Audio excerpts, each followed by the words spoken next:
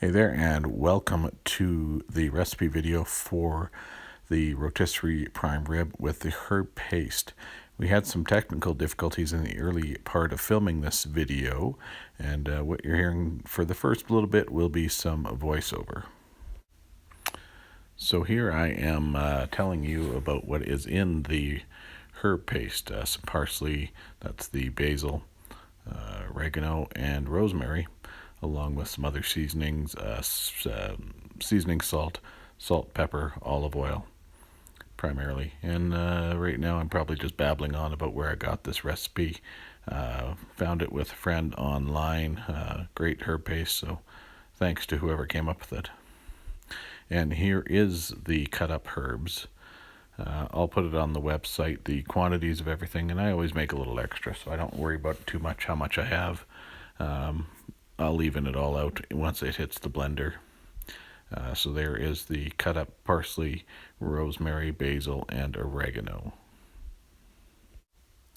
And we are now ready to get all of this into the blender and make the herb paste. The herbs are in the blender already. There's the seasoning salt and pepper. There's some garlic. Scoop it all in, get it all in there good. And here is the olive oil. And I generally need to add a little olive oil during the blending just to get the right consistency. Now I can't find the blender lid. There it is. Get it on and we're good to go. And here we are blending, hitting the button a few times, getting the pulse going, getting it blending. Probably good that the sound didn't work here because it would have been really loud. So maybe it all works out best in the end. And blending. I'm going to add some oil in a bit here just to get the consistency and blending. All right, we've got the herb paste made. You can see it's kind of a nice pasty consistency, obviously. Here's our meat for today from my friends at Bonton Meat Market here in Calgary. Nice 2-pound prime rib, no bones, with some fat added to it. And we're just going to take that herb paste, and what I want to be careful here, because as I said earlier, I'm going to save this paste for the rest of the paste for future use. I don't want that spoon touching it, so we're just going to get a nice coating all over this meat.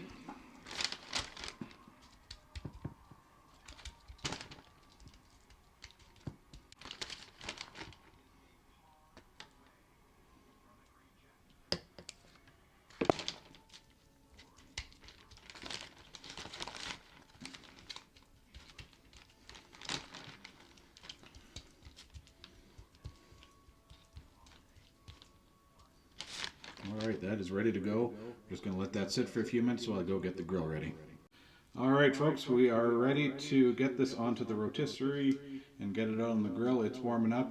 What you didn't see in the meantime was me running to the store to get propane. Little miscalculation there, so we're going to get this on.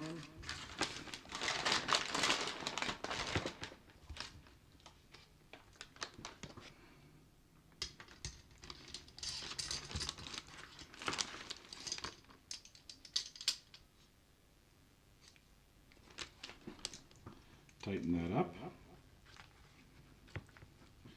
And I'm going to just give my hands a quick wash and then we'll take it out to the grill. Alright folks, grill is ready. We're going to head outside and get this going. I've got the grill set to 325.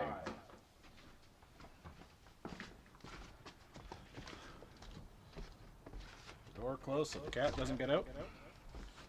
You want your grill, like I said, at 325. And this should cook for about 15 minutes an hour. Or a pound, I apologize. 15 minutes a pound. As you can see, I've got just a foil pan underneath here. And that is to catch the drippings, and which we will add to the gravy afterwards to make this delicious. It's going. We're going to just keep an eye on the temp and have a look and keep it cooking. As you can see, it is April 8th here, folks, and it's the winter that won't ever end here in Calgary. We've got a good couple of feet, at least, of snow still in the backyard, and I'm kind of tired of winter, but it is what it is.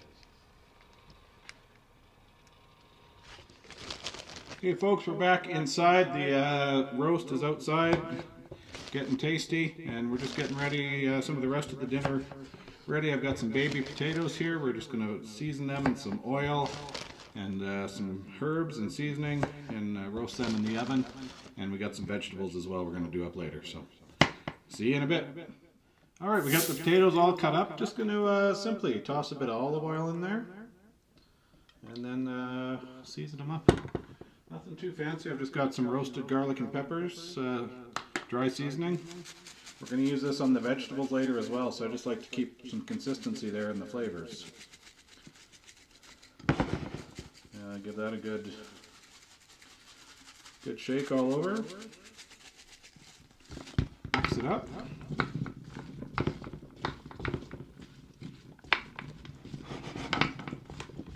Just want to make sure that everything is coated with the oil and the seasoning.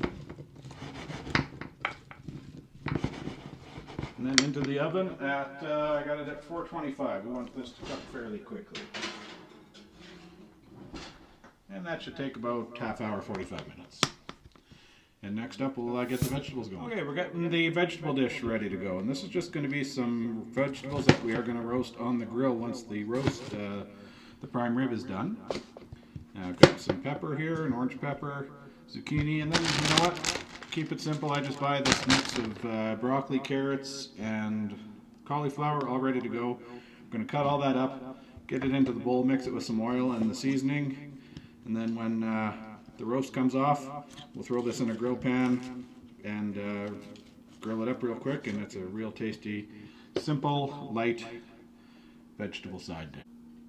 Okay, the vegetables are all cut up. We've got our carrots, broccoli, cauliflower, zucchini, and peppers in there. And just give it a real nice, generous helping of olive oil. And then hit it with that same roasted garlic and pepper seasoning that we put on the potatoes. You could mix up your seasonings, of course, do whatever you like. This is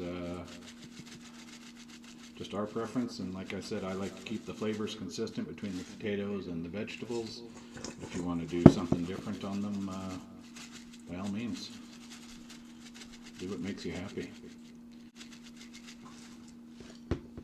Just stir, see if we need to add more seasoning or olive oil. It's looking a little dry, so we're going to get some more oil on there.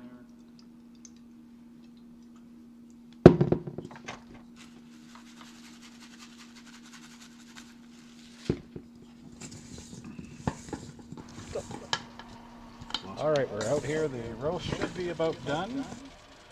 Now just let it spin around here. And I'm going to check the temperature. Feels good going in. Want to pull it off right between medium rare and medium. I'm not going to pull it off just yet. And we're 154, so we're actually a little over where we need to be. What I'm going to do, pull the pan out from underneath here carefully, because there's all sorts of hot oil in there. Turn this back up, on, and we are going to turn that center burner on, and the other burner is all on high. So we're going to do kind of a reverse sear here. We had it cooking indirect, just the front and back burners before. Going to get that middle burner going and turn everything up high for just a couple minutes, get a nice little crust on there. Then we'll pull it off and let it rest while the vegetables cook.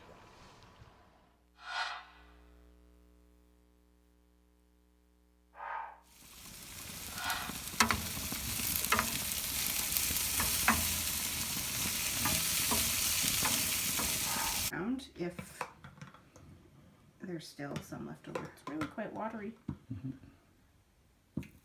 Ooh, sizzle, sizzle.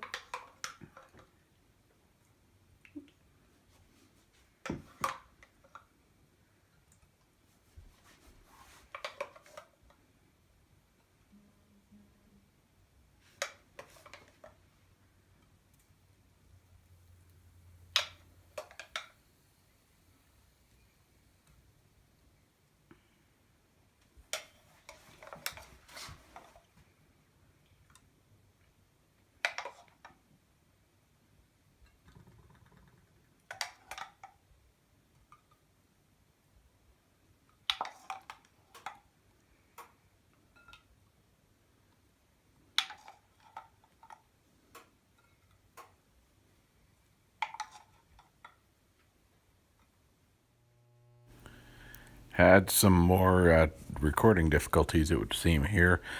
So this section, what I'm doing here, I've taken the roast out of the pan. Unfortunately, with this style of cooking, it doesn't leave a lot of juice. So what I do, I just use a pack powdered gravy mix, but I'll add the drippings that there are into that mix. It just gives it a little extra flavor to the gravy.